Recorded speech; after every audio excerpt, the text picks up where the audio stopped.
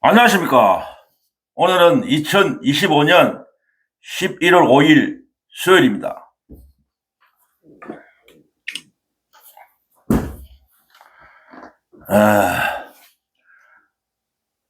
오늘 좀 어제까지는 날씨가 좀 흐리고 햇빛이 잘 안 나다. 오늘은 햇빛이 쨍쨍 나는 것 같습니다. 밖에 날씨가 완전 가을 날씨인 것 같습니다. 오늘 또 며칠 만에 또 햇빛이 짱짱 내리쬐네요.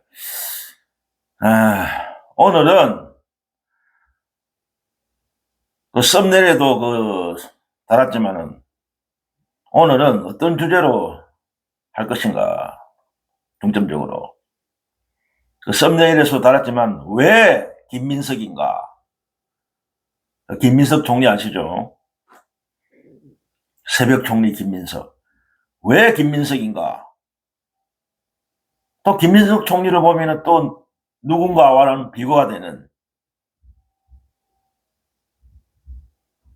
김민석 총리, 새벽 총리, 김민석 총리에 대해서 오늘 중점적으로 얘기해 볼까 합니다. 우리 참 구독자분들이나 우리 깨어있는 민주시민들은 김민석 총리를 잘 아시죠? 이재명 정부의 초대 총리고 지금 열일하고 계시잖아요. 국무총리로서 이재명 대통령을 보좌하면서 열심히 하고 계시잖아요. 김민석 총리가 참 제가 볼 때는 참 주목할 인물이다. 제가 볼 때는 기대되는 정치인이다 앞으로.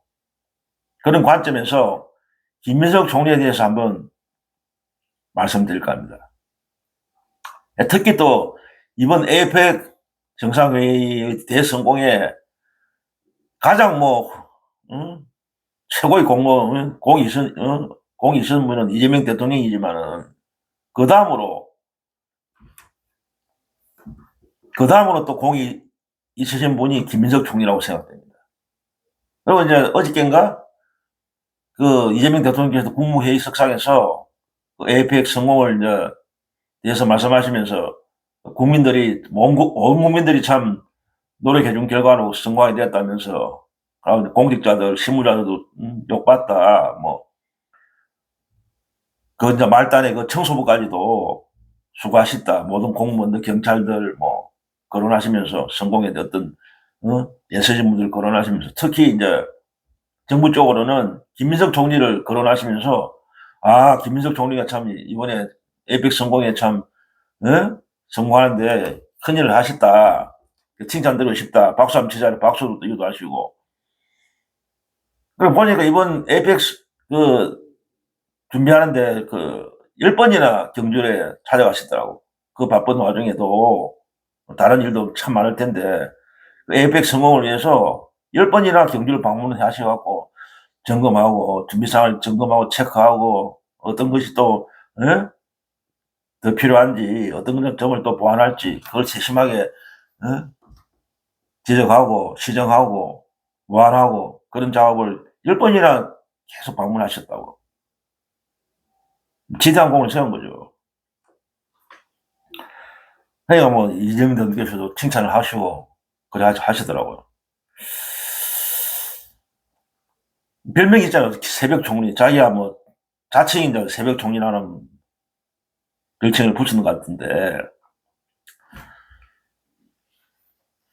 그 김민석 총리에 대해서는 우리가 민주진영 내부에 있는 지지단이나 깨시민들은 어느 정도 알고 계시지만은 한때는 이분이 얘기했던 철새 정치인이라는 어떤 오명을 덮어써갖고 별로 어떤 인기가 없었습니다. 솔직히 한때 그 사건으로 2002년도에 정몽준 노무현 정몽준이 그 단일화 때 정몽준 쪽으로 넘어갔다 이래갖고 배신자 철새 이런 프레임에 같이 갖고 참 어떤 전도 유명한 어떤 청년 정치인이었죠. 유명한 정치인에서 한순간으로 나라가 떨어져갖고 공백기간이 길었죠. 한 18년간 공백기간이 있었더라고 보니까. 다시 이제 어떤 그런 과거의 어떤 그 아픔을 추스리고 지금 이제 이재명 정부의 국민주권 정부의 초대 총리가 됐죠. 다시 부활한 거죠. 18년 동안 공백기를 깨고 절치부심이 있었죠. 18년 동안 참 고생 많이 하셨더라고 보니까 18년 동안에 그 정치 공백기 동안 경제적으로도 어렵고 여러 가지로 참 고통과 어려움을 많이 겪으시더라고. 근데 이분을 이제 대충 어떤 제가 한번 찾아보니까 서울 출생이세요. 서울 태생이고 서울 영등포구 신길동 자기 현재 지역구잖아요. 영도시 현재 영등포 을지역에 지금 국회의원이죠. 출생이고 64년생이에요. 64년 1964년생 5월 29일생 만으로 이제 61세 60 넘었죠. 참 세월은 빠릅니다. 저도 기억하기로는 뭐 20대 정치에 입문할 때 파란 청년 정치인 김민석을 저 기억하고 있는데 그때 인물도 좋았고 물론 뭐 지금도 뭐 인물은 준수하지만은 참 그때 젊을 때 나왔을 때 진짜 무슨 영화 배우 같은 그런 얼굴 진짜 꽉꽉 맞는 그런 정치인이었는데 어린 나이에 20대 27살인가 그때 아마 정계에 입문했을 겁니다. 20대. 지역구는 이제 서울 영등포 어리고 계속 거기서 이제 영등포에서 이제 출마해갖고 현재까지 이제 총 4선, 현재 4선 국회의원입니다. 본가는 보니까 경주 김씨고, 예, 본가는 경주 김씨. 보니까 초중고를 다 서울에서 졸업하시더라고요. 초중고를. 고등학교는 이제 서울에 있는 숭실고등학교. 대학교는 이제 서울대 사회학과 출신이고, 82학번이고. 대학교 가갖고 이제 서울대 가갖고 이제 1985년도에 이제 운동권에 몸을 담아, 운동권에 투신한 거죠. 운동권으로. 그래갖고 이제 그때 민주화, 전두환 군사 독재 시절 아닙니까? 전두환 시절에. 그때 어떤 학생들, 대학생들의 어떤 운동권들이 민주화 투쟁이 굉장했지 않습니까? 전두환 군부에 맞서면서 그때 이제 민주화 운동을 한 거죠. 운동권 이제 편입돼갖고 운동권을 해갖고 1985년도에 총학생회장하고 서울대 총학생회장하고 또 85년도에 또 전국 초대 전국 대학생 총연합인가 그게 또 초대 의장을 하고 완전 운동권 따지면 완전 선골. 운동권 선골 출신인 거죠, 완전 에이스죠, 에이스. 운동권 출신 중에서도. 그래갖고 이제 어떤 3년의 어떤 운동권 때문에 운동권 이제 민주운동 하다가 투옥됐더라고. 3년 동안에 어떤 수감 생활도 했고, 깜빵 생활도 했고, 3년 동안에. 그래갖고 이제 바로 이제 수감 생활 끝나면서 이제 27살에 바로 이제 스카우트 된 거죠, 전개. 그기 때. 처음에는 이분이 이제 1992년도에 국회의원 선거에 출마를 했는데 그때 낙선했어, 낙선. 첫 국회의원 도전에 낙선을 했습니다. 아깝게. 14대 국회의원 선거 1992년도. 그때 상대가 누구였냐면 그때는 민자당. 그 당시에는 현재의 국힘입니까? 현재는 국민힘인데 그 당시는 당명이 이제 민주자유당 있죠. 민주자유당. 그래서 3당 합당으로 만든 당 아닙니까, 그게. 그러니까 줄여서 민자당. 그러니까 김영삼, 김종필, 노태우가 뭉치갖고 만든 3당 합당으로 태어난 게 민자당 아닙니까?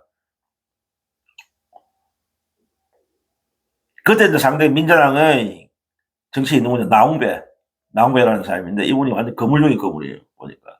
나이 차이도 그때는 김민석 총리는 그때 27살이었고, 이분은 김윤석 총리보다 30살 연상.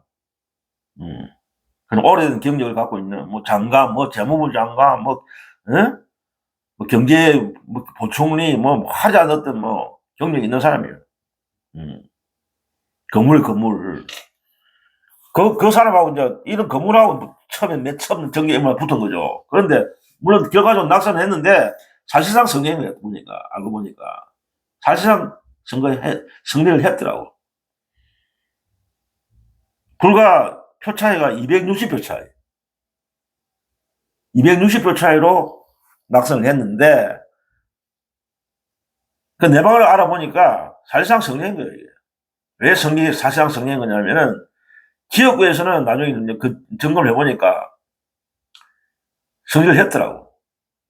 승리를. 한 2,000표가량 김민석 후보 앞섰어요. 나홍배를 이겼어.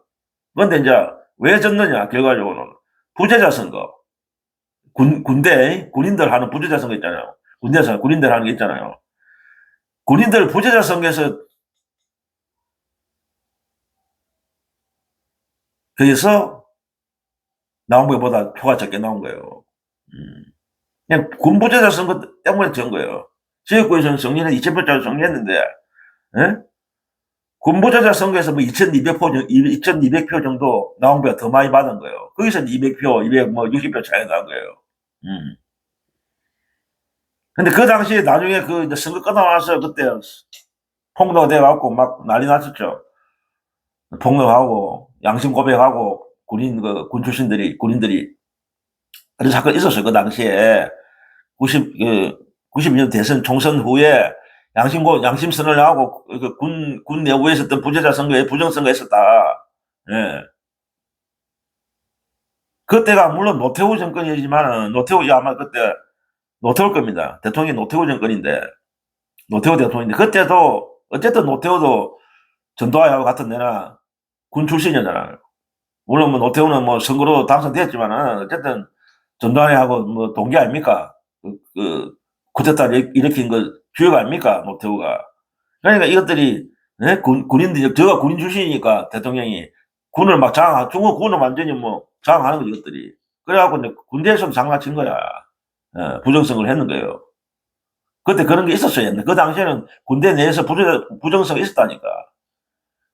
그러니까 여당 쪽을 찍도록 강요를 한다고. 군인들한테, 그 사병들한테. 그 위에 이제 간부들이 장교들이 은근히 압력을 넣어요. 여당 쪽을 찍으라고. 예. 그러니까 지금은 이제 그런 게 사라졌죠. 군대 내에서 이제 그런 어떤 압력이나 어떤 부정성 그런 게 사라졌는데 그 당시에는 그런 부정성이 있었다고 부재자 선거에서 거기서 이제 200표 차이 전 거예요. 지역구에서는 앞섰는데 그래야 낙선된 거예요. 만약에 공정선거를 했으면 부재자 선거면 제대로 했으면은 그런 어떤 부정선거 없었으면 김민석이가 이제 최연소로 이제 27살에 뭐 국회의원 되는 거죠. 20대에. 그런 게 있었고, 아깝게 이제 낙선된 거고, 결과적으로. 근데 이 이제 김민석 총장 보니까 좀 특이한 케이스더라고, 보니까. 왜 특이한 케이스냐. 다른 이제 운동권 출신들이 이제 정계에 입문 많이 했잖아요. 뭐 86 세대 쌓고, 뭐 386 쌓고, 뭐. 운동권 세대, 지금도 있잖아요. 운동권 출신들이 국회의원 하는 사람도 있는데, 그 민주계열에는. 근데 대체로 보면은 이제 뭐 운동권 아무리 대학교 다닐 때는 학생으로서 운동권을 했어도 졸업하고서 어떤 다른 어떤 사회 경력이 좀 하다가 예를 들면 뭐 시민단체 어떤 해본다든지 다른 어떤 뭐 회사를 다닌다든지 어떤 사회 경력이 있는데 이분은 그런 경력이 없어요, 보니까. 사회 경력이 없이 그냥 바로 서울대학 이제 졸업하고 이제 수감생활 마치고 3년 복역하고 깜빵 갔다가 바로 이제 3년 나오자마자 바로 이제 정계에 입문한 케이스더라고. 다른 어떤 사회 경력이 안 한 거죠. 없었는 거죠. 바로 이제 정치계에 스카우트 돼갖고, 예, 정계에 입문한 특이한 케이스다. 근데 그 당시에는 이제 김대중 그 대통령한테 스카우트 된 거죠. 나중에 최초. 결론적으로는 김대중 대통령한테 선택받아갖고, 황태자, 어떤 유명한 앞으로 장래가 촉망되는 청년 정치인. 그 당시에는 그런 말도 있었대요. 그 정치계에서 이제 떠드는 소문이, 김민석이가 앞으로 우리나라 최연소 대통령이 될 거다. 예. 나이가 아직 그때 어리니까 앞으로 차후에는 김민석 총리가 최연소 대통령 될 가능성이 있다. 그런 말까지 나더랬대요. 그 대통령이 원래 만 40세가 지나야 출마할 수 있잖아요, 법적으로. 만 40세 지나야 되는데. 40세 넘어가고 이제 뭐, 40세 초반에 이제 대통령 될 수 있는 사람이다. 그런 식으로 이제 그 당시에는 뭐 그만큼 인정받는 장래가 뭐 촉망되는 그런 정치인으로 평가받았는 거예요, 그 당시는. 근데 그래 촉망받는 정치인이 왜 이제, 추락했느냐. 그게 이제 2002년 노무현 정몽준 단일화 과정에서 정몽준 쪽으로 이제 합세를 한 거죠. 민주당에 있다가 노무현 측에 있다가 정몽준 쪽으로 이제 넘어간 거죠. 그런데 그러니까 그때부터 배신자, 철새 정치인, 배신자 그런 식으로 낙인 찍혀본 거죠. 김민석이가.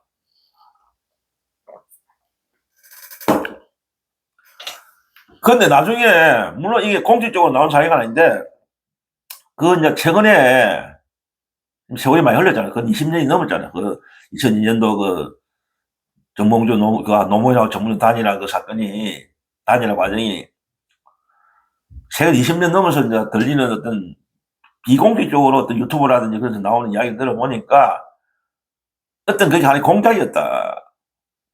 고도의 어떤 정치적인 어떤 물론 공작이라 할 수 있죠. 일종의. 그 당시에 노무현 후보가 지지율이 많이 안 나왔어요. 노무현 후보가 그 당시 처음에 이제 그 민주당 후보가 되면서 돌풍을 처음에 초기에는 그 후보가 되면서 민주당 후보가 되면서 돌풍을 일으켜 갖고 막 40%뭐 50%에 가까운 막 지지율이 나왔는데 차츰 갈수록 지지율이 밑으로 내려가면서 지지율이 영 형편없었다고. 그 당시에 그 단일할 때는 그것 때문에 단일한 거 아닙니까? 만약에 노무현 후보가 더 독자적으로 지지율이 나왔으면 단독 1위로 앞서는 지지율이 나왔으면 말하고 정몽준하고 단일화를 했겠습니까? 그 민주당에서. 지지율이 안 나오니까 그때 그 당시 상대 후보가 누구냐? 이해창. 그쪽에. 이해창한테 안 되는 거죠, 지지율이. 이런 조사를 해보면은. 그러니까 뭐 할 수 없이 이제 정몽준, 그때 정몽준이가 또 갑자기 떴죠. 정몽준이가.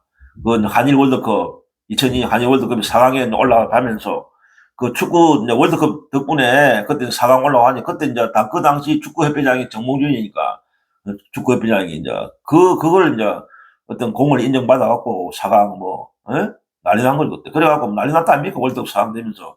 그것 때문에 정몽준이가 이제 뭐 대선 여론조사에서 많은 이제 지지율이 나오고 그랬죠. 그러니까 둘이 합치니까 여론조사를 해보니까 노무현하고 정몽준하고 합치면은 해볼 수 있는 이해창하고 잘하면 이길 수도 있는 그런 여론조사 나오니까 할 수밖에 없는 거지 단일화를. 그 과정에 이제 그 당시 김민석이가 정몽준하고 합세한 거죠. 넘어간 거죠.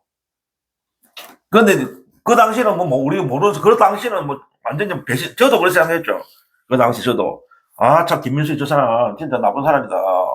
배신자다. 저도 그 당시에는 그렇게 생각했어요. 대다수 사람들이 다 그렇게 생각했다고 그 당시 민주전쟁에서.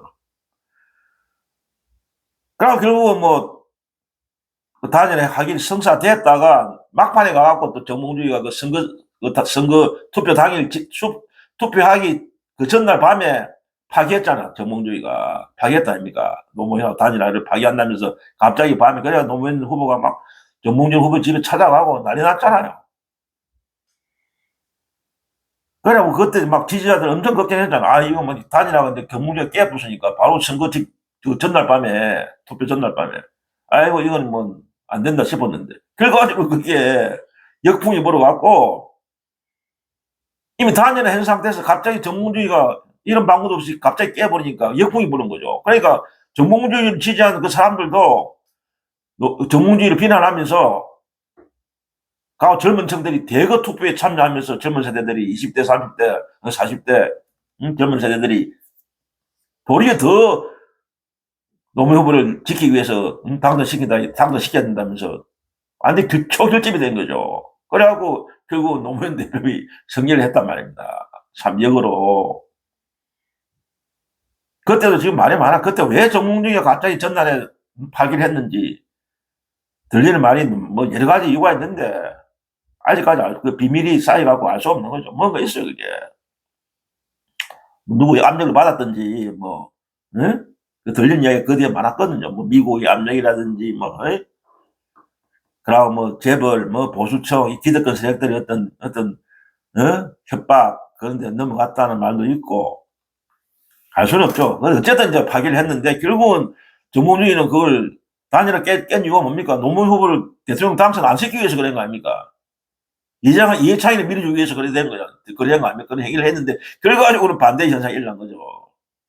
노무현 후보가 당선된 거. 그러니까 결국 사필 기정이다. 그때 우리 그걸 보고 결국 사필 기정이라는 말이 그때 다시 한번 해자됐다고. 결국 정의가 승리한다. 그 꼼수 부리는 그 정몽준이가 그런 행동을 했지만 결국 노무현 후보가 당선됐단 말입니다.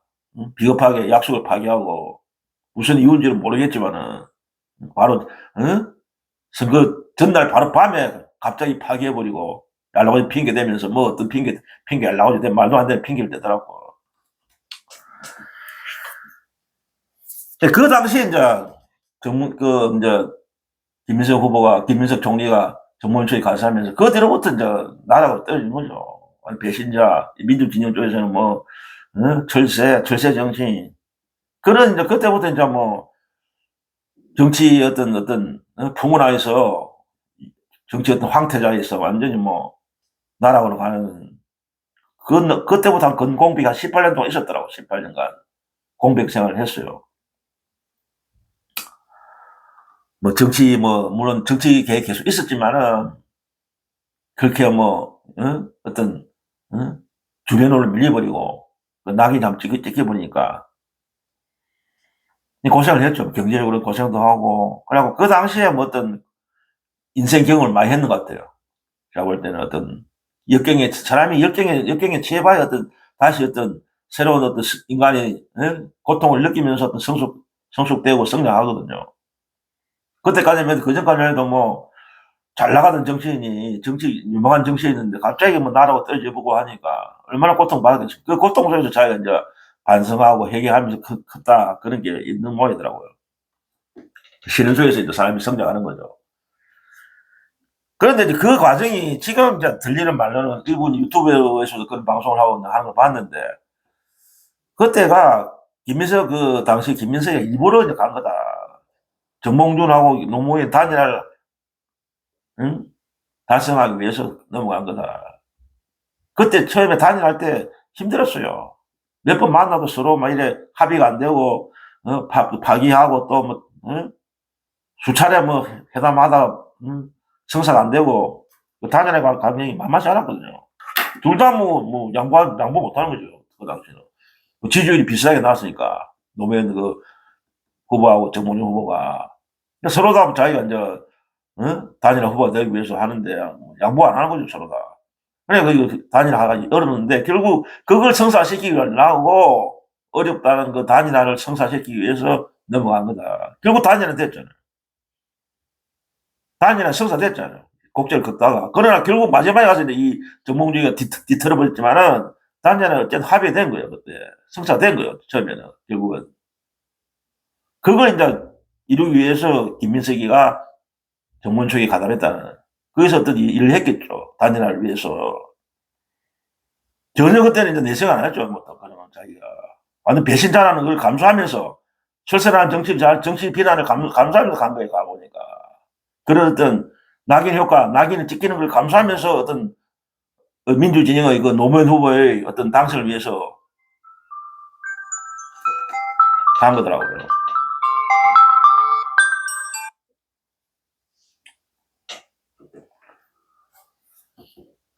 지금은 아직 이제 그 공식적으로 이야기는 안 하는데 그 사실을 제가 볼 때는 그게 사실에 가까울 것 같아. 그게 그런 어떤 진짜 배신자가 아니고 철새가 아니고 그런 어떤 노무현 후보의 단일화를 성사시키기 위해서 넘어갔다 저쪽으로. 그게 저는 그런 가능성이 충분히 있다고 저는 판단됩니다. 물론 김민석 후보가 이 사실에 대해서 그렇다 아니다 이야기는 안 하고 있어요.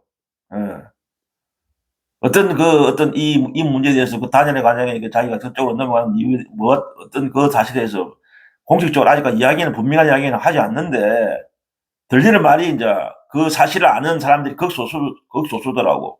그 민주당 그 최고 어떤 그 당시에 노무현 후보였던 민주당 고위직에 있는 사람들만 알 수 있는 몇 사람만 아는, 다른 사람은 전혀 비밀한 비밀 공작을 한 것 따져보면은.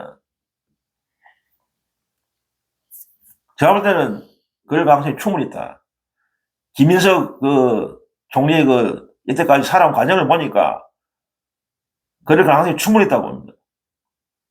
대의를 위해서 자기를 희생하는 그런, 충분히 그럴 수 있는 사람이다. 지금까지 김인석 총리의 행적을 보니까, 살아온 과정이나 모든 걸 볼 때는 저는 거기에 방점을 찍고 싶어요. 철새가 아니고 노무현 후보의 당선을 위해서 비밀리에 비밀 공작을 위해서 넘어간 거다. 언젠가는 그게 확실히 공적으로 밝혀질 날이 올 겁니다. 저는 철새가 아니라고 분명히 장담합니다. 배반자가 아니다, 김인석이는. 그래 보니까 또 이분이 이제 그래갖고 이제 1993년도에 그 KBS 아나운서 김자영 아나운서 있어. 그분하고 이제 결혼을 했죠. 그 김자영 아나운서라고, 미모도 좋고 미모도 참 뛰어나신 분. 그때 화제가 됐죠. 그래. 그 당시에 뭐 어떤 운동권과의 뭐 제도권과의 결합이다, 그런 뭐 우스갯소리도 있었고, 또 들리는 좀 말하기 또 좋아하는 사람들 이야기는 들은 막 두 사람의 결혼을 뭐 한국의 뭐 케네디하고 제클린의 결혼이다, 그런 말도 하는 사람도 있었고, 지금 슬라에 보니까 이제 두 분 사이에 어떤 자식이 있더라고요. 일남 이녀를 두고 있어요. 그런데 이제 뭐 김자영 아나운서하고는 2014년도에 이혼을 하고, 현재는 지금 2019년도에 또 12월 달인가 같은 교회 다니는 이제 그 분하고, 이태린 여사하고 지금 재혼을 한 상태입니다. 슬라의 일남 이녀 두 자녀는 그 전처에서 이제 김자영 아나운서에서 나온 자식들이고 그렇더라고요, 보니까. 그리고 또 일본은 또 이 사람이 또 여담이지만, 또 일본에 이제 고노다로 외상이 있는 고노다로 외상. 이 사람하고 굉장히 또 막이간 사이고, 그 한일 연맹 할 때 이제 서로 알아갖고 막이간 사이고, 그때 뭐 문재인 정권 때 그 초계기 사건 있어요. 초계기 사건 때문에 일본하고 막 난리 났잖아요, 한국하고. 그 문제를 해결하기 위해서 직접 이제 김민석 총리가 일본을 방문해갖고 이 고노다하고 외상하고 만나갖고 해결하기 위해서 한 그런 활동도 했더라고 보니까.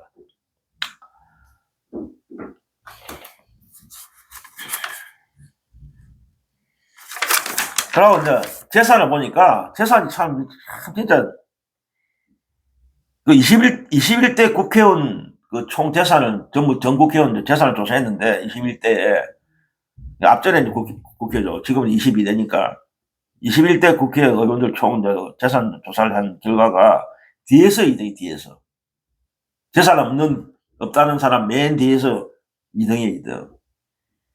재산이 마이너스예요, 마이너스. 5억 7천. 5억 7천 정도가 마이너스예요, 마이너스. 채무죠, 채무. 개인 채무가 5억 7천이 됐더라고.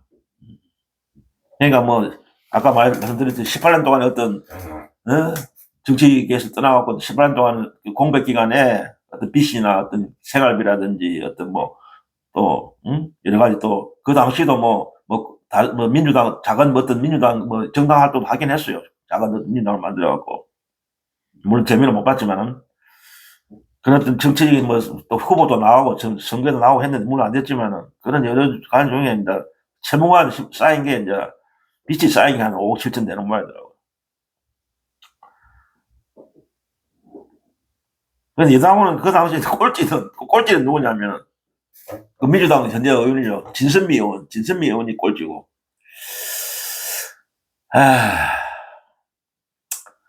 그래, 어쨌든 18년 동안에 어떤 낭인 생활을, 일종의 정치 낭인이 된 거죠. 정치 낭인 생활을 하다가 다시 이제 어떤 복귀를 해갖고, 다시 이제 거대 민주당, 제1야당 민주당이 합류를 한 거죠. 아마 제 기억으로는 그때 박근혜 그 탄핵 시기에 아마 문재인, 아니, 박근혜 정권, 박근혜 탄핵 당시, 탄핵 직전에 어떤 촛불운동하고 막, 탄핵하기 직전이죠. 그 촛불운동하고 막 거리에 나오고 시민들이 물러가라, 탄핵해라, 하고 막, 그 당시쯤에 아마 민주당에 합세를 했을 겁니다. 다시 복귀를 했을 겁니다. 김민석 그 총리가. 그때부터 이제 우리 민주당이 이제 완전히 다시 이제 복귀한 거죠. 그때 뭐 고생한 거죠. 자기도 어떤 뭐, 어쨌든 뭐, 그 과거 일도 어떤 반성한다는 식으로 이야기하고, 일단은 뭐, 우리가 알기로는 어떤, 그게 공식적인 어떤 이야기는 아니니까, 일단 대다수 사람들은 어떤 어떤 배신자 처세의 어떤 그런 생각하니까, 과거 어떤 잘못도 반성하고, 반성한다는 식으로, 뭐, 그런 이야기도 하면서 이제 복귀를 했죠.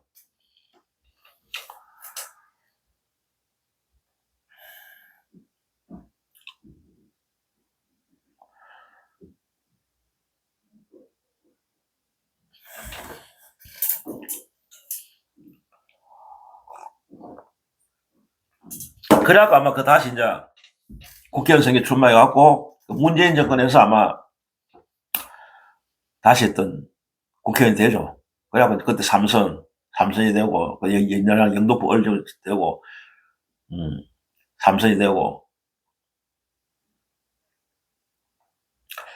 그리고 이제 이재명 대표 체제 하에서 야당이죠.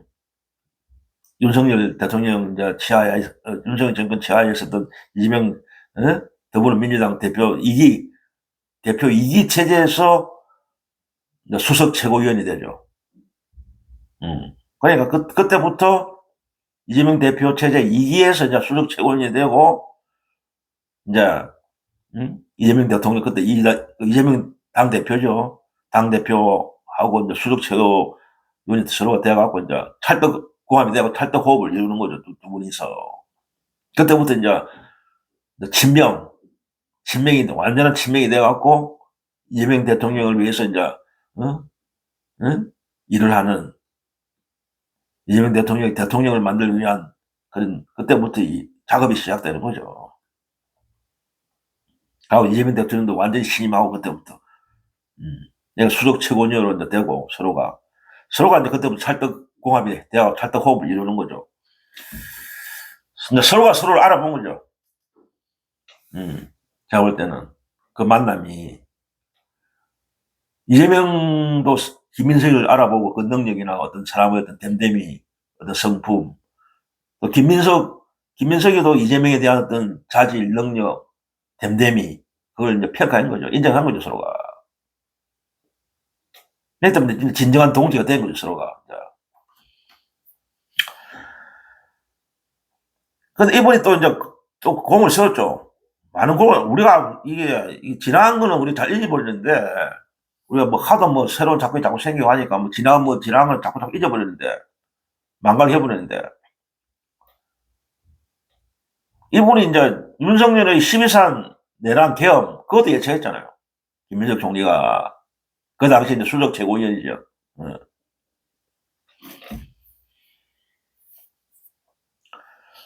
그러니까 12.3 내란이 4개월 전에 이거 예견을 했어요.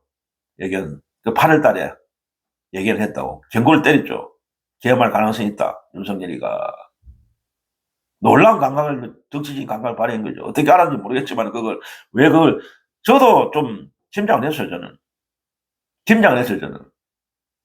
이것들이 윤석열이가 김건희 하는 걸 보니까 이것들은 왜 저것들이 저리 개판치고 제대로 일 안 하고 술이나 처먹고, 대통령이라는 인간은 제대로 일을 안 하고 술이나 처먹고,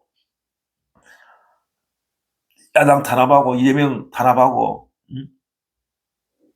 막무가내 검찰 동에서 이재명 죽이려고 하고, 야당 인정 안 하고, 김건희라는, 영부인이라는 거는 온 전시에 돌아다니면서 쇼핑이나 하고, 여기나 쇼핑이나 하고, 명품이나 받아 처먹고, 죽바 조작이나 하고, 왜 이래 이것들이 저것 맘대로 개판을 치느냐. 믿는 곳이 있다, 이것들은. 결국 영부지권을 꼽건다, 이것들은. 지금도 나오는 이야기 있잖아요. 지금도 이제 내란 특검을 하면서 나오는 이야기가, 이미 이것들은 이 윤석열, 김건희는 뭐 지방선거 이것도 정권 초에 그 지방선거 있었잖아요. 바로 지가 취임하고 한 달 만인가 지방선거 있었잖아요. 그때부터 계엄을 꿈꿨다는 얘기가 나오고 있어요. 저는 그거보다 더 그거보다 지방선거 그 이전에 벌써 내란을 꿈꾸고 있었다. 계획하고 있었다. 계엄을. 그러니까 당선되고 나서 제 추측은 그렇습니다. 제 추측은 물론 내피셜이에요. 제 추측은 제 내피셜로는 인수위 시절부터 당선되고 나서 후보자로 있다가 당선되고 나서 당선의 시절에 인수위 있잖아요. 인수위를 겪었잖아요. 윤석열이는 인수위 시절부터 내란을 꿈꾸고 있었다. 그런 계획을 했다. 그래 저는 추측하고 있습니다. 의심하고 있어요. 그런데 어쨌든 이 김민석 총리가 그걸 예견했잖아요. 분명히 내란을 일으킨다, 계엄할 거다. 근데 그 당시에 이런 걸 이야기했는데 김민 총리가 엄청난 비판을 받았어요. 특히 저쪽에 이제 뭐 보수부 뭐 조중동이나 국민의힘 이것들이 얼마나 비난했다고. 무슨 그런 개소리를 하느냐, 뭐 업무를 왜 괴담 수준의 그런 뭐 지금 세상에 무슨 계엄이냐, 왜 그런 망발을 하느냐 이런 식으로 막 엄청난 비난했다고. 그 민주적 내부에서도 어떤 뭐 비판하는 사람도 있었어요. 왜 그런 뭐 그런 이야기 하느냐, 대도 안 하는 소리를 요즘 세상에 무슨 계엄이냐 하면서 민주적 내부에서도 긴가민가했다고. 그런데 결국 적중했잖아요. 결국 김민석 총리의 예견이 그대로 적중됐잖아요. 예측이. 이거 할 말 없는 거지. 그 당시에 그렇게 김민석이를 비난하는 사람들이 아무 소리 안 하더라고. 미안하다 소리도 안 하더라고, 이것들이. 사과도 안 해. 제대로 된 사과 같으면은 그때 그 당시에 김민석을 비난하는 어떤 계엄에 대한 어떤 예측을 비난하는 사람들은 사과는 해야지, 최소한. 내가 잘못했다. 당신이 옳았다. 사과를 해야죠. 저는 솔직히 예측했어요, 저도. 짐작을 했다. 이것들이 언젠가는 한다. 그래, 개판 치는데, 왜, 뭘 믿고 저것들이 개판 치느냐. 영구적으로 해먹겠다는 이거죠, 영구적으로. 그러니까, 그거 안 되는 거죠. 그냥 박정희나, 전두환처럼, 박정희처럼 종신 집권을 꿈꾸고 있는 거예요. 그런 계획을 하고, 그런 데서 개망한 거 아닙니까? 종신 집권을 해보려고. 죽을 때까지 했지 몰라고. 박정희처럼, 유신 체제처럼 만들어갖고, 박정희 모델을 따온 거죠. 물론 박정희도 총 맞아 뒤졌지만은, 어리석은 것들이죠, 이것들이. 진짜 어리석은. 뜻대로 그게 됩니까? 국민들이 바보입니까? 결국 국민들이 들어오고 일어나서 저거의 어떤 목적을, 국민들이 그 굴복시킨 거잖아요. 내 나라를 제압한 거 아닙니까? 저거는, 우리가 마음먹으면 언제든지 우리는 해볼 수 있다. 누구든지 해볼 수 있다. 그렇게 생각한 거지. 이 바보들이, 어리석은 것들이. 우리 국민들의 수준이 어떤 건지도 모르고. 그러니까 따져보면 진짜 어리석은 인간들이 이것들. 윤석열, 김건희는. 바보. 저 딴에 똑똑하다 하겠죠. 바보야, 바보. 바보적인 바보들이야. 그거 지 발등 찍은 거 아닙니까? 지 발등 찍은 거 아닙니까? 응? 그리고 또 여담이 하나 있는데, 별명이 보니까 우리 김민석 총리가 초코민석이라는 별명이 있어. 초코민석. 초코. 이게 왜 그러냐면은, 우연하게 이런 별명이 생겼어, 우연하게. 이제, 정권 교체하기 전에, 민주당 야당 시절에, 델리민주 방송이 델리민주. 민주당과 하는 델리민주 방송. 델리민주에 뭐 출연했는 것 같더라고, 김민석 총리가. 그때는 수석 최고죠. 출연해갖고 이제 뭐 어떤 대담도 하고 그랬는데, 그 당시에 이제 이재명 그때 대표죠 때는, 이재명 당대표가 이제 댓글을 이제 날리는 모양이더라고. 그 방송에 할 때. 그 댓글에 이제 초코라는 댓글이 올라온 거예요. 그 김민석 초코. 근데 그게 아마 오타다. 그렇게 짐작하는 거예요. 이재명 대통령이 오타를 친 거다, 그 당시에. 잘못 댓글 쓴 거 오타를 한 거죠. 김민석 최고위원을 최고를 친다는 게 초코로 잘못 쳤다. 그런 이것 때부터 이제 초코란 별명을 나고 초코민석 하는 것 같아요.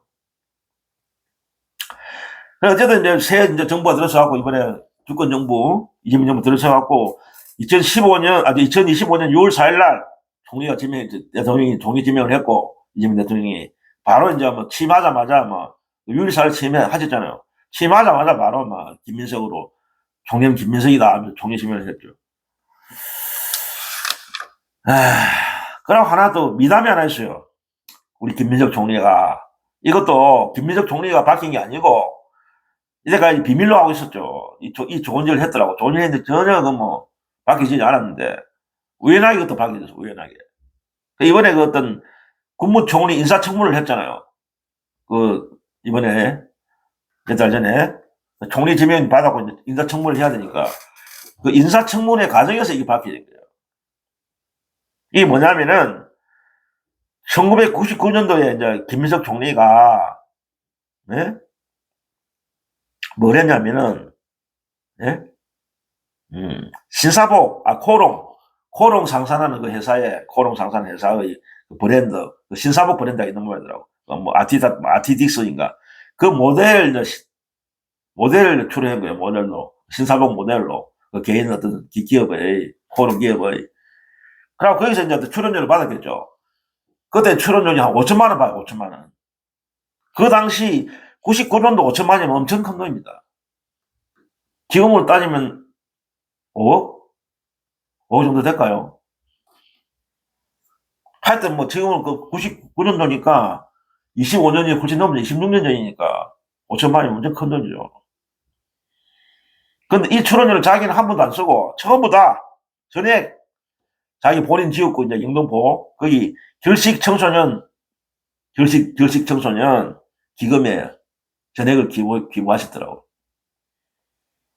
이 사실은 26년 후에 밝혀진 거예요. 이거 자기가 밝힌 게 아니고 국무총리 청문회 과정에서 그 옆지역구, 옆지역 영등포 갑입니까? 옆지역구에 이제 민주당 국회의원이 있잖아요. 또 그 최현일 국회의원이, 민주당 국회의원이 그 청문 과정에서 이걸 밝힌 거예요. 이런 좋은 일을 했다. 김민석 총리 후보자가. 그냥 밝혀진 거예요. 그러고 또 친분도, 야당 또 국힘의원들하고 친분도 있고, 그러고 이제 또 김민정 총리가 공부도 참 많이 했어요. 물론 우리나라 최고 좋다나 어쨌든 서울대학교 사회학과 출신이고, 어쨌든 공부 잘했겠죠. 수재겠죠. 서울대학 갈 정도였던 수재였고, 그 이후에도 계속 공부를 했어요. 대학교 나와서도 18년 어떤 공백 기간이라든지 또 정치 의원 생활을 하면서도 공부를 계속 했어요. 그래갖고 우리나라 총리 최초랍니다. 국무총리 최초로 그 중국의 칭화대, 거기서 유학도 했고, 거기 아마 석사인가 받았을 겁니다. 그 중국 칭화대 하면 또 알아준 학교입니다. 그 세계적인 명문 학교입니다. 중국에서도. 칭화대. 알아준 학교예요. 그리고 또 미국의 하버드에서도 또 유학을 하고, 그 미국의 로스쿨도 나왔고, 미국 어떤 주에 변호사 자격도 있더라고. 그래서 공부 많이 하고, 계속 공부하는 그런 스타일. 학구파. 그래서 최근에 보니까 이제, 김민석 총리가, 서울시장 출마설이 있다. 서울시장은 출마할 가능성이 있다. 그런 해자되고 했잖아요. 서울 출마를 하니 했더니. 그런데 이제 어디 유튜브가 어디 나가고, 방송에 어디 나가고, 서울시장 출마하지 않는다. 딱 선을 그어보더라고. 별로 관심 없다. 현재 총리 역할에 만족한다. 서울시장 출마는 안 한다. 일축해보더라고. 더 좋으신 분이 나가야 된다. 그런 식으로 일축을 했고. 이상 대충 김민정 총리에 대해서 대충 알아봤는데, 제가 왜 이런 김민정 총리를 이야기를 하느냐 하면은, 누구와 비교되잖아요. 아까 그 썸네일에 잠시 옆에 썼는데, 누구와 비교되잖아요. 누가 비교됩니까? 아시는 분 아실 겁니다. 지금, 김민석 총리가 자칭 새벽 총리라 자기가 칭하면서, 진짜, 전면에 안 나타나고, 그냥 대통령 뒤에서 숨어서 그냥 조용히 대통령을 보좌하고 있잖아요. 훌륭하게. 안 나대지 않으면서 자기 정치 안 하면서 진짜 조용하게 묵묵히 총리로서의 대통령을 보좌하고 있잖아요. 새벽 총리라면서. 정청래 대표라는 사람하고 비교가 되는 겁니다. 정청래는 꽤 나대잖아요. 사진 찍고 나가고 막 광고하고 자기를 알리려고 뭐,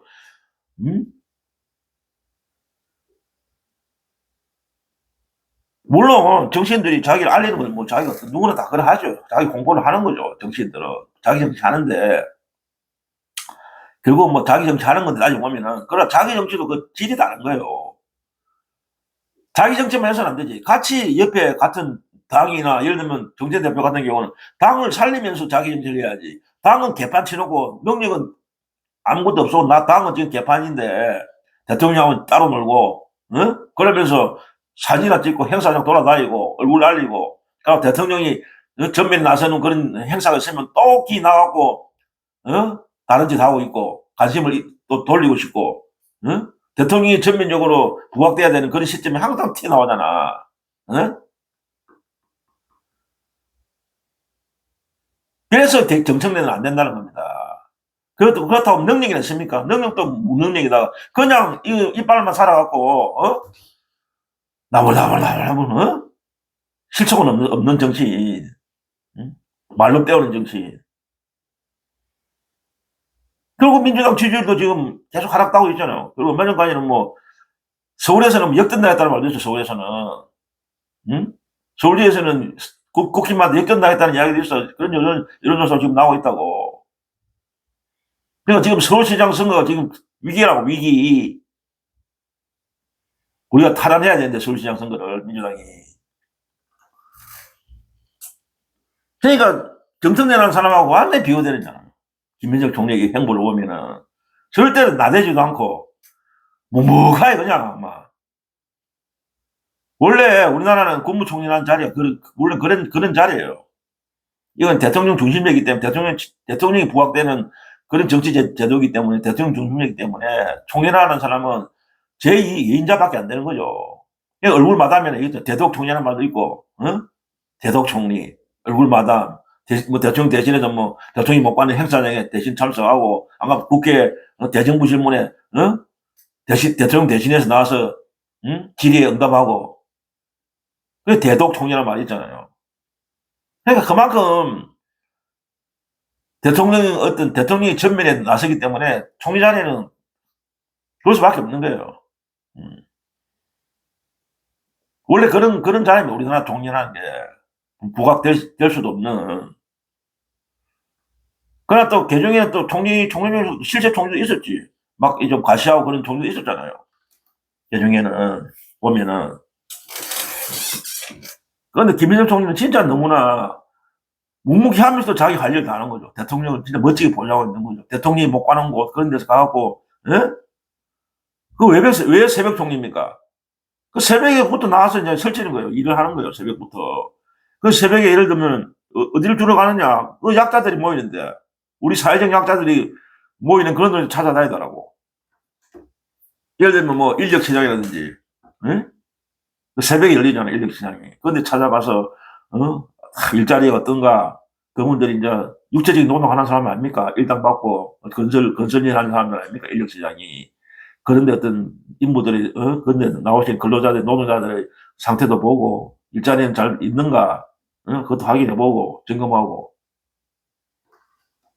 그리고 어떤 또, 얼마 전에 보니까 청주에 어떤 아침 밥값을 1,000원만 받는 그런 참 착한 식당에 가갖고, 그 식당 사장님을 격려하고, 참 고맙다면서 격려하고, 제가 그 소스를 올렸어요, 저도. 그 청주에 그 아침 식사 한 끼에 1,000원을 제공하는 그 고마운 식당, 그거 가서 이제 그 사장님하고 인터뷰하는 걸 제가 올렸다고. 그런 진짜 약자들 위하는 사람들 격려해주고, 그런데 찾아가는 거예요. 대통령이 다 그런데 못 갈 수가 없잖아요. 대통령을 대신해서 가는 거죠.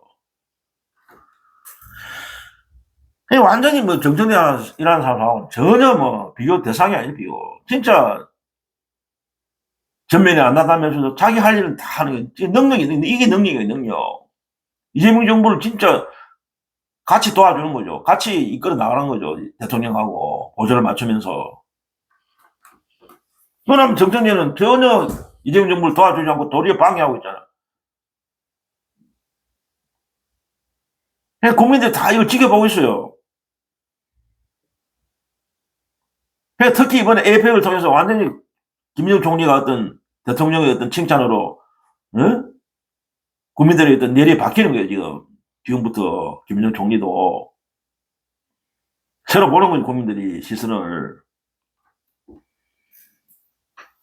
그러니까 어찌 보면 이제 김정은 총리에 대해서 잘 모르죠, 일반 국민들이나, 응? 특히 이제 중도라든지 별 정치에 관심이 없는 분들이나 뭐 민주당 계열에 있는 민주당 민주진영 쪽에 있는 관심 정치인 고관연층은 어느 정도 알지만 대부분의 이제 일반 국민들은 잘 모르거든요. 김민중 총리에 대해서. 또 나쁜 이미지도 있고 아까 말한 철새라든지 어떤 그게 철새도 아닌데 따져보면은.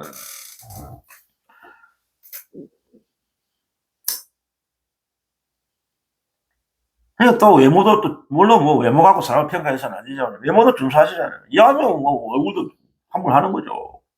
정치인들도 어쨌든 화면빨이 좋아야 돼요, 요새는. 화면빨 무시 못합니다. 정치인들도. 외모도 준수하시고 또 스마트하게 보죠. 스마트하게 인상이 느끼는 인상이 스마트하고 스마트하다 똑똑하다 재치 있다 영리하다 현명하다 샤프하다 그런 느낌이 있잖아요. 김민주 총리에 대해서 느낌이. 금전된 정치이다. 여러 어떤 역할을 했어요.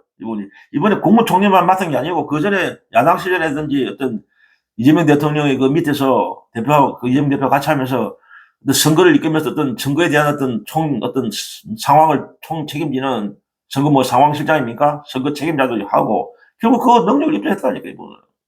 일을 시켜봤어요. 일을 해봤어요. 이거는 맡아갖고 해보니까 잘해.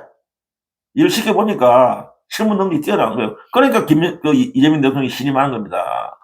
일을 시켜보니까 잘하거든. 능력이 있거든. 그러니까 뭐 국무총리 경험하면 합니까? 이런 식으로 보니까 진짜 잘하더라.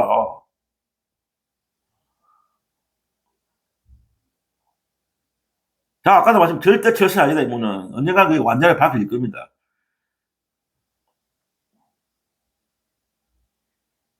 이분이 자기가 내세울 분이 아니에요. 뭔가 자기가 어떤 일을 했다는 데 대해서 내세울 분 절대 아니더라고. 아까 그 미담도 이야기했지만은, 절대 자기 어떤 남한테 자기를 포장하고 선전하는 어? 그런 분이 아니더라고. 진짜 묵묵히 일만 하고 그런 분이에요. 자기가 어떤 공적을 세워도 내세우지 않는. 그리고 이번에도 에이펙 상황을 점검하기 위해서 10번이나 방문했다는 거 참 엄청난 거 아닙니까? 1등 모신이죠, 1등 모신. 국무총리 김민석이가 이번에 에이펙 성공에. 몸에 대해서 다 이 상황을 체크한 거예요. 점검한 거예요. 사전에 어떤 문제점이 없는가, 외빈들, 정상들이 오는데 어떤 소홀함이 없는가, 모든 면을 다 체크한 거죠. 경호 문제, 뭐, 호텔의 어떤 숙박 문제, 교통 치안 문제, 교통 체증 문제, 모든 걸 다 체크한 거죠. 뭐 때문에 그냥 와요? 그냥 구경하러 갑니까, 경주에. 그런 거를 다 체크하기 위해서 가는 거예요. 1번이나. 하나도 빠짐없이 다 체크하는 거예요. 쇼하기 위해서 가는 게 아니야. 실무적으로 그 체크하기 위해서 가는 거예요. 1번이나 얼마나 열성적입니까? 에이펙이 성공을 했는 그때, 어저께인가? 대통령께서도 말씀하셨잖아요. 그 국회 시정연설하면서. 에이펙 성공을 말씀하시면서 영혼을 갈아 넣었다면서 그 말씀하셨잖아요. 그러니까 이 모든 그게 다 포함되고 김민석 총리도 영혼을 갈아 넣은 거예요. 에이펙 성공을 위해서 10번이나 방문하면서 영혼을 갈아 넣은 거예요. 대통령도 영혼을 갈아 넣었고 김민석 총리도 영혼을 갈아 넣은 거예요. 에이펙 성공을 위해서. 물론 전 국민들이 다 합심해서 도왔지만은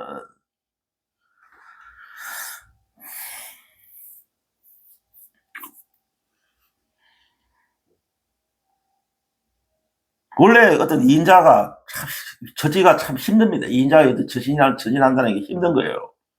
너무 또 앞서 나가면 그것도 비난받고 또 너무 또 뒤로 또 물러서면 또 뭐 또 비난받고 그런 거예요. 그러니까 적절하게 절제를 하면서 인자의 위치에서 어? 진짜 비난받지 않는 적당한 선에서 위치에서 일을 수행하고 있다. 절제된 행동을 하고 있다. 앞으로 너무 나서지도 않고 뒤로 너무 물러서지도 않으면서 절제된 행동을 하고 있다. 김일 총리. 그러니까 참 그런 면에서 진짜 뛰어나다 훌륭하다. 그러니까 저는 왜 김일 총리를 이야기하냐면 결국 이 사람은 미래 세대 다음 대권 주자다. 우리 민주당의 가장 제가 볼 때 현재로서는 가장 유력한 대권 주자로 저는 인정하고 싶어요. 앞으로 포스트 이재명입니까? 이재명 대통령 이재명 대통령 후를 이을 예? 그런 인물이다. 김민석이가 물론 앞으로도 뭐 대선이라는 거는 뭐 아직 5년이나 남아 있지만은 지금부터 인물을 키워야 됩니다. 인물을 자기 그 후계자를 키워야 돼요. 인물은 단박에 크는 게 아니거든요. 이재명 대통령도 그런 마음속으로 그런 마음이 있었을 거예요. 왜 국무총리를 임명시켰습니까? 김민석이라는 사람을 어떤 키워주기 위해서 어떤 앞으로 자기를 이을 후계자로 생각하는 것 같아요. 제가. 이건 내 배신인데 제 짐작이면 아마 짐작이죠. 뭐 제가 이재명 대통령 마음속까지는 볼 수는 없기 때문에 제가 추측건데 이재명 대통령께서도 자기를 이을 사람은 김민석이다 생각하시고 있을 것 같아요. 제가 제 짐작으로는. 그 이런 게 있잖아요. 우리나라 역사를 보면은 국무총리 출신은 아직 대통령이 된 적이 없어요. 국무총리 출신으로 대통령 후보로 나온 사람이 몇 명 있었죠. 뭐 이해창이라든지, 예? 노무현 고건 내서갖고 그런 분도 있었고, 그리고 또 최근에 한덕수, 다 낙마했잖아요. 그거 실패했죠. 아직까지 그 국무총리 출신이 대통령 된 적 역사가 없어요. 근데 그거는 그 징크스인데, 그 징크스 하나 깨지게 있는 거예요. 깨면 됩니다. 김민석 총리가 깨보면 돼요. 징크스는 기록은 깨기 위해서 존재한다는 말이 있듯이, 징크스는 깨지게 돼 있어요, 인간은. 예를 들면은, 이재명 대통령도 그렇잖아요. 이재명 대통령도 결국 경기도지사 출신 아닙니까? 예? 경기도지사 출신들이 몇 번 또 도전한 사람 있었잖아요. 그 전에, 뭐, 손학규에서, 뭐, 김문수도 경기도지사 출신, 손학규 경기도지사 했잖아요. 그리고 이인재도 경기도지사 출신이지. 그 사람들 다 도전했잖아요. 대권에. 그러나 결국 다 실패했잖아요. 그래서 옛날부터, 경기도지사는 대통령 안 된다. 뭐, 그 징크스가 있었다고. 그러나 그 징크스를 누가 깼습니까? 이재명 대통령이 깨버렸잖아요. 그 징크스를 깨버렸잖아요. 이재명 대통령이. 그러니까 이 징크스라는 건 아무 의미 없는 거다. 깨면 되는 거예요. 꿰지게 돼 있는 거예요. 그러니까 김민석 총리도 그 국무총리가 이때까지 대통령 안 됐다는 거 깨버리면 되는 거예요. 이재명 대통령이 경기도지사 출신이 대통령 안 된다는 걸 깼듯이. 그리고 민주당은 인물을 키워야 됩니다. 인물이 많아야 돼요. 인물이 많아야 자기를 보장할 수 있는, 자기를 내다보는 어떤 자기의 어떤 지도자감이 많아야 그 정당이 성장하는 겁니다. 그러니까 미래가 있는 겁니다. 그래야 국민들이 기대를 갖고 지지를 계속하는 겁니다. 자기를 내다볼 수 없는 그런 인물이 없으면 그 민주당은 지지 사는 사람들, 지지 그 국민들도 자연히 감소되는 거고, 그래 되면은. 결국 지금 국민의힘이 그 거꾸라며, 국민의힘이. 예. 국힘이 지금 자기를 내다볼 수 있는 인간들이 누가 있습니까? 그게. 예? 자기를 감히, 저 사람 진짜 대통령 깝니다 할 수 있는 그런 사람이 있습니까? 지금 국민의힘에? 그러니까 지지율도 안 나오는 거예요. 지리 조사하면은. 만판 저 밑으로 뭐 20% 많이 나오면 30%. 차기가 없는 거예요, 자기 대통령이 할 그런 인물감이 없다는 거죠. 현재 국민의힘을 보면은, 그 있는 모인간들 하나를 보면은. 누가 있습니까? 아무도 없지. 처음 양아치 비슷한 인간들. 응? 거짓말이나 하고. 국민에 대해서는 전혀 관심 없는 말로만 국민. 능력도 없고. 그러니까 민주당도 인물을 계속 키워야 됩니다. 그런 인물이 많을수록 좋아요. 물론 김민석 총리만 있는 게 아니라 또 여러 인물도 있어요, 민주당에. 박찬대 후보도 앞으로 또 박찬대라든지 또 송영길이라든지 그런 분들이 있다고. 물론 송영길 대표는 이제 뭐 민주당이 아직 입당 다시 복당 안 했지만은 어쨌든 민주당 계열 사람 아닙니까? 그하고 민주당 국회의원 중에 또 젊은 국회의원들 있잖아요. 뭐 한준호 뭐 그런 사람 있잖아요. 뭐 김용민 뭐 예? 그런 인물도 자꾸 키워놔야 돼요. 인물은 국민들이 키워준다는 물론 자기 스스로가 정치인 각자가 어떤 노력하고 스스로 커야 되지만 국민들도 키워줘야 된다고. 국민 지지자들도 인물 발굴해갖고 계속 밀어줘야 되는 거예요. 아, 저 사람은 뭔가 가능성이 보인다 싶으면 지지를 계속 해줘야 돼. 그래야 또 같이 가는 거죠. 국민들하고, 지지하는 국민들하고, 그 당사자, 정치인들 같이 이제 성장하는 거예요.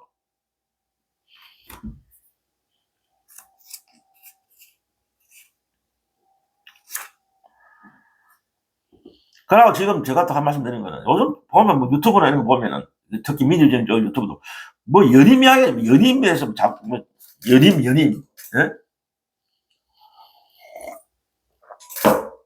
연임 이야기를 자꾸 뭐 나오더라고 보니까. 그러니까 나는 이재명 대통령 연임을 이야기하는 건데 그거 자꾸 이야기하면 안 됩니다, 지금. 물론 저도 속마음은 이재명 대통령이 한 번 더 했으면 좋겠어요. 이래 일 잘하시는 분인데, 능력이 출중하신 분인데, 5년으로 끝이긴 아깝다. 5년 더 하시고 10년 채우고 싶은 그런 마음이 있어요. 그러나 지금은 그런 말을 말할 필요가 없는, 말해서는 안 되는 거 지금. 인제가 불과 5개월 된, 대통령한테, 예? 자꾸 뭐 연임해야 된다. 뭐 이재명 연임을 해야 되니, 뭐. 그런 말을 하면 결국 그게 표적이 됩니다, 표적. 저쪽에 조정동이나 적배 세력, 국진들한테 그 표적이 되는 거예요. 정쟁의 소용돌이 또 집어넣는 거예요, 이재명 대통령을. 어저께도 제가 방송했지만, 민주당의 그 재판 중립을 그 강원지 비실장이 나가고 하지 말라고 경고했잖아요. 그거 똑같은 거예요. 왜 그때 강원지 비실장도 그랬잖아요. 왜 그런 걸 추진해갖고 대통령을 정쟁의 한 소용돌이를 몰아넣느냐면서 중재라고 일갈했잖아요. 민주당에 대해서. 그거 똑같은 거예요. 그런 연임 이야기가 지금부터 인자 정권초인데, 인자 대통령 시작 막 하는데, 연임해야 된다.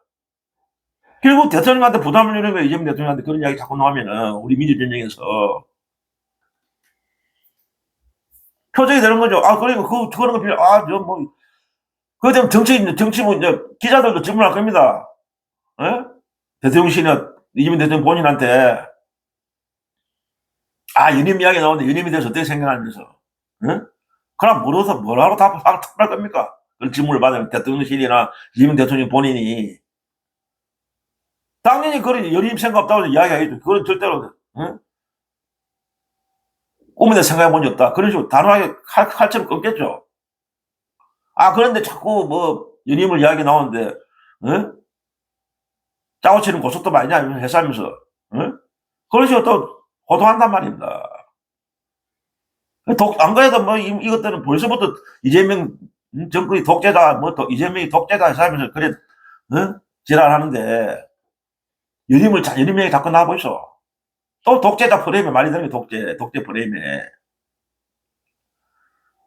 그거는 아직 한참 남았어요. 아직 인자가 임기 시작한 대통령한테 무슨 연임을 자꾸 거론합니까? 결국 이재명 대통령한테 부담 주는 거예요, 그게. 될 수 없는 연임이 하지 마세요, 제발 좀. 잘 해야 됩니다, 그거. 도움 되는 거 한 개도 없어요, 그거. 이재명 대통령을 위하는 게 아니라니까, 그게.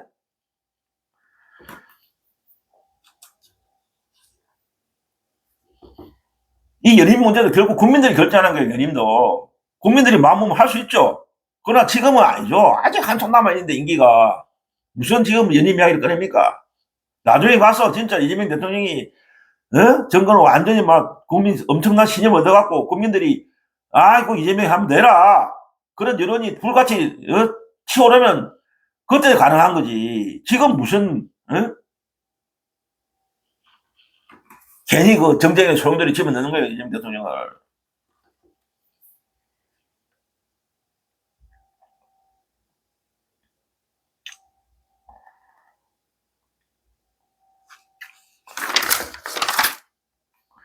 그래서 아까도 말씀드린, 오늘 제가 김민석 총리를 말씀드린 거는, 우리가 어쨌든 인물을 키워야 된다. 여러 인물을 진짜 대권 후보자를 계속 키워내야 된다. 그 감들을. 그게 지금 현재로서는 가장 유력한 대통령 감이, 차기 대통령 감이 나는, 제가 볼 때는 김민석 총리를 보는 겁니다. 뭐, 우리 뭐, 다른 분들이야, 구독자분들이야, 또 다르게 생각할 수 있겠죠. 제가 보는 견해는 그렇다고 합니다. 이분은 능력도 있다. 이재명 대통령을 이을 만한 그런 감이다. 능력도 출중하다. 그러고 청렴하다. 그러고 어떤 약자 국민들, 보통 서민들에 대한 어떤, 그런 어떤 국민의 어떤 그 어떤 약자에 대한 어떤 그걸, 생각하시는 분이다. 힘없는 국민들에 대한 어떤 배려가 있다. 가진 자를 대변하는 게 아니고 일반 서민들을 위한 그런 어떤, 대변하고 하는 그런 어떤 보호하고 키워주고 그런 어떤 약자의 어떤 선언을 하는 그런 분이다. 지적이고, 괜히 또 지적이에요, 지적. 제가 볼 때는 아는 게 많아, 이분도. 이민 대통령도 아는 게 많잖아요. 굉장히 지적이잖아요. 대통령도 요즘 뭐 앞으로 대통령은 지시만 한다고 되는 게 아니에요. 어느 정도 자기도 전문적인 지식이 있어야 돼요. 전국의 각 분야에 어느 정도에. 그래야 지휘를 할 수 있습니다. 그냥 옛날처럼 그냥 뭐 말로만 해라 하고 안 돼. 대통령이 어느 정도 전문가가 돼야 돼요. 각 분야에. 모든 걸 정통할 수는 없지만은, 그러나 어느 정도의 모든 분야에, 국정의 모든 각 개 분야에, 경제면 경제, 뭐 국방이면 국방, 뭐 문화면 문화, 어느 정도의 전문 지식이 있어야 돼요. 대통령들도. 아는 게 있어야 돼요. 전문적으로 어느 정도. 그래야 지휘를 할 수 있는 거예요. 응?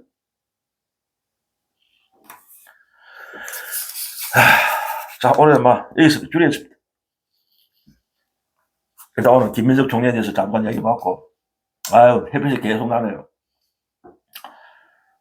어쨌든 또, 건강, 날씨가 또 살살해지니까, 감기, 코로나 조심하시고, 다음 시간에 또 건강한 모습으로 찾아뵙겠습니다. 마지막 구호는 명성입니다. 명성!